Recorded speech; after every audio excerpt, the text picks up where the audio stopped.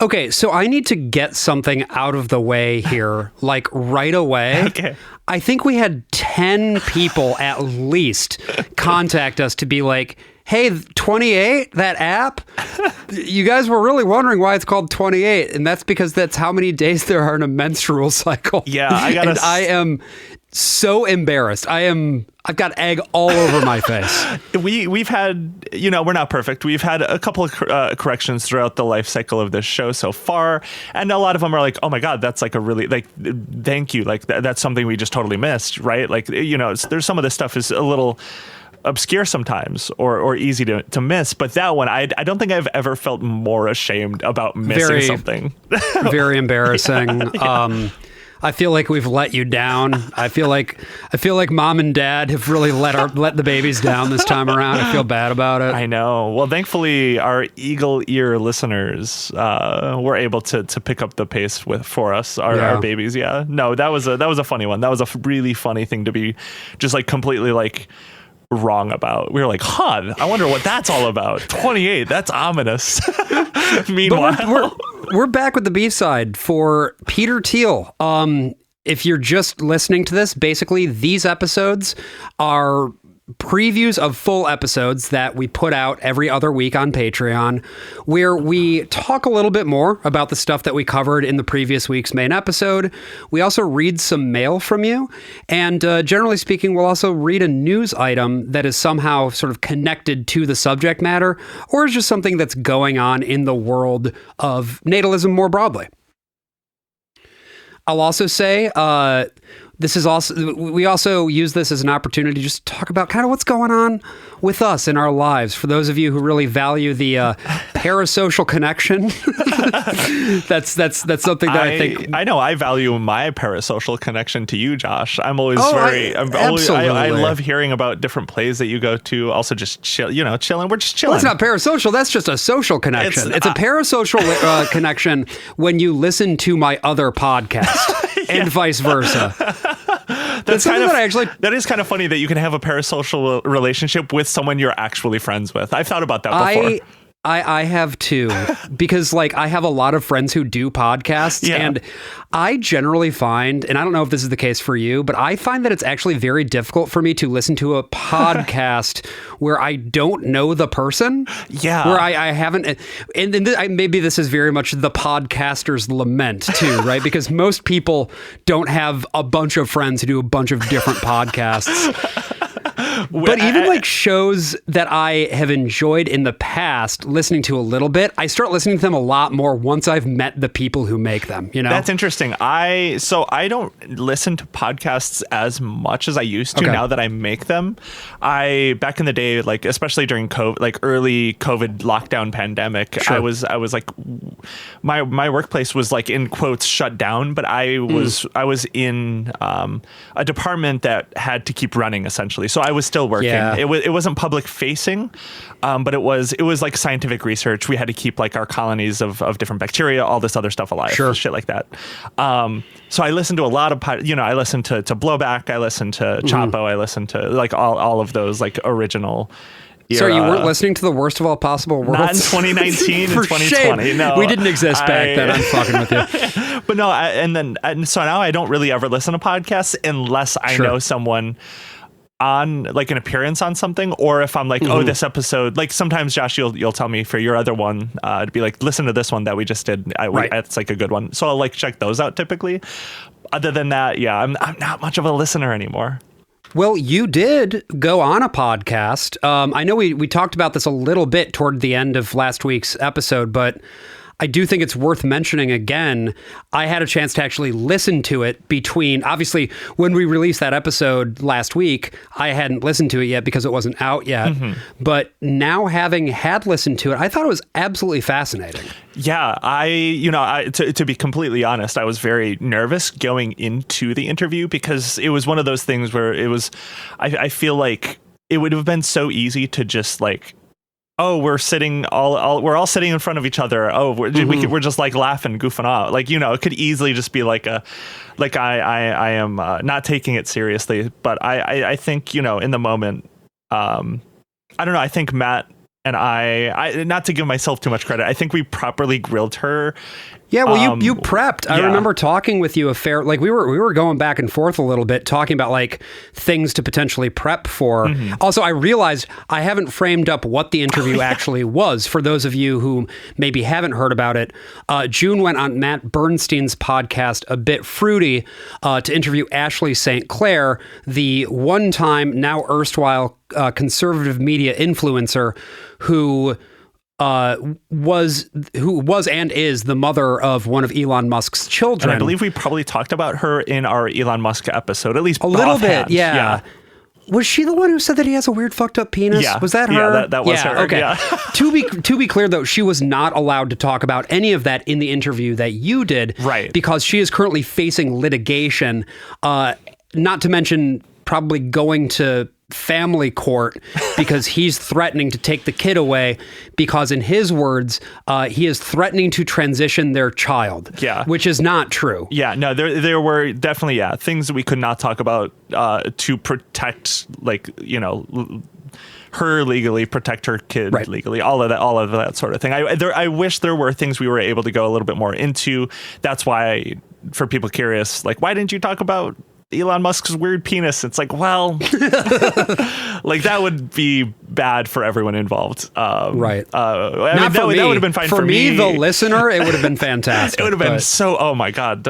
I wish for the listener experience, I wish I could have asked you about that. But, all things considered, I think the whole point of that conversation was to sort of just be like, okay, there should be, for people that are not just trying to grift in a new way, for people who are really trying to leave this far right movement, which we're seeing a lot of people like that. A lot of people. There will be some more. There will be some more. Maybe not as high profile, but I think the interesting thing with that interview was that you can sort of talk about these things. I think I mentioned it in the interview itself, but I understand the hesitation to be like, oh, they were bad once, they can never be good. And it's like, I get that, but I think we need to revisit that mindset a little bit. And if someone's being genuine, or at least seems to be being genuine, I think I don't know. I think that mindset is very limiting in building like a countervailing movement.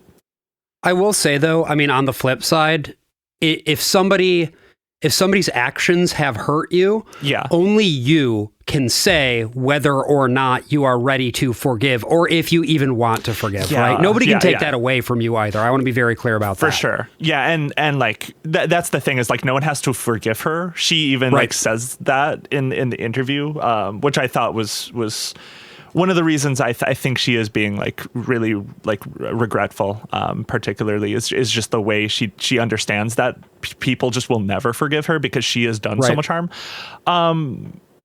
And I don't know, it's one of those things where it's like, definitely she should not have a platform. She doesn't need an apology, or you do not need to apologize, or why am I fumbling that? You don't have to like accept an apology or whatever, or forgive her or whatever. Right. It's just, I think the interesting thing to me is, where do we go from here in a world where people are turning on Donald Trump? And there's a lot of people turning on Donald Trump. I don't know if you've seen polling where it's like a white American approval rating is like 50 approve, 50 disapprove. And it's like, that's really bad, actually. That's bad for him. Yeah. And I'll say too, there were a few things about the interview that were surprising to me.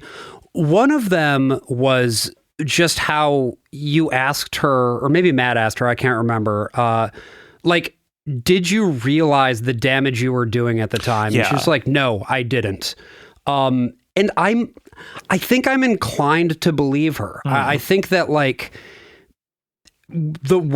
how to put this, like, because she was doing it as a form of sort of self-promotion, and because I think she mostly saw what she was doing as a way to, I don't know, hype people up, or like, communicate messages that are just going to kind of be like, it's not that serious. We're just kind of, you're right. Like, I think that it's very easy to end up not realizing what the consequences and effects of your words are. Yeah. If all you are receiving is positive feedback all the time. And to me, I believe I did ask her that, and the reason I wanted to ask her that is because like what you just said, like someone like her would get a lot of positive feedback, and it like for a long time felt crazy to me that there would be people like her that wouldn't realize that they were actually doing a lot of damage and harm to people. And that's like crazy. Like in my own, in my head, I'm like, how is that even a possibility that someone can't conceive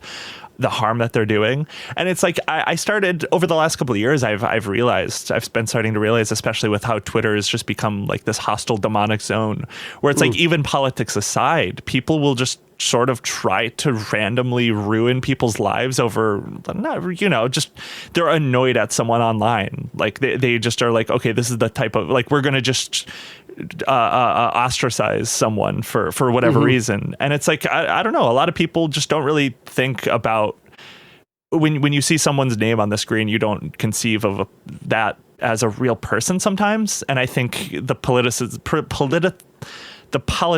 of it enhances it a little bit more because there's like a media career involved for someone like her. And I think they select the apparatus selects for people who, for lack of a better way of putting it, kind of have actor brain. Yeah. Oh my God. Where everything that they understand is about like themselves. They're very solipsistic in the sense that like they don't really think about the way that people think other than themselves. Right. They have the world around them. They see it. They understand it they understand maybe the immediate effects of the things they do if they can see them, but if they can't see them, it can be very difficult for them to conceptualize. And it's odd to me that there are so many people like that. I think, social media, and I'm not, all of this to say is I'm not saying, oh, social media is all evil. I like social media, but like, I think social media selects also for these types of people. It encourages sort of behavior. It makes people lean into that a little bit more. I mean, just look at the most recent example of sort of a rising star in the right-wing world who is all about himself, basically, is Nick Shirley. That fucking dude. Are you familiar with this dude? Do you just not know Nick Shirley? I'm not sure I do. He's the guy who went to Minneapolis. You know. Yeah, that guy. He's illiterate. He's borderline completely illiterate, but he went to Minneapolis. Yeah, he basically did the whole like Somali fraud story. That is, of course, way overblown and also just wrong about a lot of different things. He's a protege of James O'Keefe, isn't he? Or isn't he? I'm not sure if they have a formal connection or not. He certainly is modeling himself after James O'Keefe. I'm just not sure if they're actually connected. I'm not sure on that. I would have to double check on that. But yeah, no, definitely like. Definitely the spiritual successor, if you will. Yeah. But no, like whenever he talks about himself, like the day that Tim Walz stepped down for re-election, he was like, "I did it. I was the one. Here's me and my story. Here's my shirt that you can buy. Here's me. And some of that is self-promotion and self-aggrandizement. But I do genuinely think he thinks he did that. I do think so too. I do. Yeah. Yeah. No. I think. And like, the Republican Party, like circuit, they see someone like that and they're like, okay, it's all artificially elevated. They are all in on it. There is like group chats where they're like, okay, now we will retweet this Nick Shirley video. He didn't just come out of nowhere. If I'm remembering correctly, the Minneapolis House minority Republican leader stated that she like actively sought him out to bring him there to do that story. If I'm remembering correctly. Yeah. So it's like, very effective at doing that sort of thing. Yeah. But yeah, that dude is fucking crazy. That dude is so stupid. I can't stand it. I can't stand how dumb he is. It's so frustrating. It's always frustrating when people are dumb. Unlike us, we're smart. And we just get things wrong sometimes, like 28-day cycle. And another thing that we got wrong, we said Peter Thiel doesn't have kids. He very much does. Maybe I didn't say that he does. I can't remember if I explicitly said that he doesn't have kids. But I do think I said something to the effect of he's not like a natalist in the sense that he's desiring to like have a ton of kids. Like an empire. I know I definitely said something to the effect of, I am surprised that Peter Thiel is not interested in having children or something like that. So I think I was the one that brought that up, and then you, But I genuinely didn't know. I somehow missed this entire time that he has at least 2 kids, possibly more than 4. I saw someone say that he had probably maybe 4. Either 2 or 4. We can confirm 2 because he went to Aspen in 2024, their fucking ideas summit or whatever the hell. And was, as part of his speech there, he talked a bit about how he limits his kids' screen time. So we know he has at least 2 children because he said kids, plural. But I don't know. I've seen, there's an article that I found from, I think, Yahoo News that said that they're 3 and 5 years old. That was the claim. That wasn't sourced. So again, I have not been able to find a primary source confirming how many children he has and how old they are. That is a quote from him on the record. Because he doesn't talk about this shit. He, again, will mention the fact that he does have children, but something that I think distinguishes him from the other natalists is that he's not constantly telling you about his kids. Yeah, or like birth. I mean, he's talked about birth rates, but not in the same way that like an Elon Musk would. Right.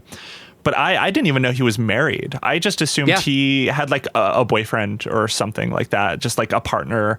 Because I feel like a lot of these people in this like right wing sort of tech world will always be like dating someone for a long time, but not actually married. But I guess if he has this like odd religious, maybe not really kind of religious worldview, he would probably get married, I suppose. Yeah. I would be curious though how he squares.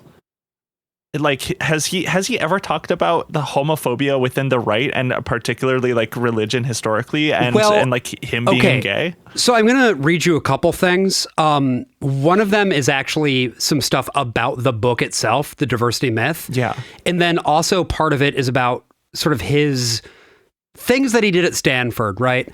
I had originally kind of wanted to go a bit more in depth into his Stanford years, and then I kind of realized like the biggest thing that I wanted to focus on was his weird religious shit. Yeah.